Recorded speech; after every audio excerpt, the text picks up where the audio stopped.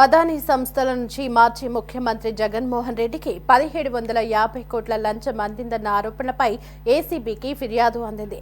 Centre for Liberty సంస్థ వ్యవస్థాపకుడు చక్రవర్తి AP ఏసీబీకి ఫిర్యాదు చేశారు.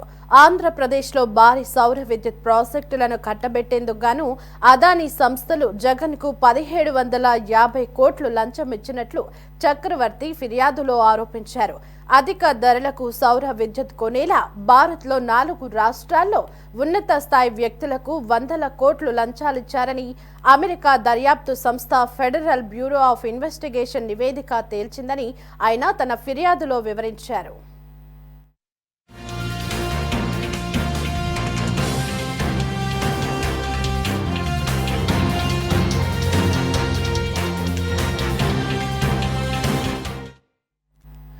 వైసీపీ ప్రభుత్వ హయాంలో solar energy corporation of India సెకీతో 2021లో పంపిణీ సంస్థలు కుదుర్చుకున్న సౌర విద్యుత్ విక్రయ ఒప్పందాల్లో అప్పటి ముఖ్యమంత్రి జగన్మోహన్ రెడ్డికి అదానీ కంపెనీ 1750 కోట్లు లంచంగా అందిందని తేల్చిందని చక్రవర్తి ఏసీబీకి ఫిర్యాదు చేశారు.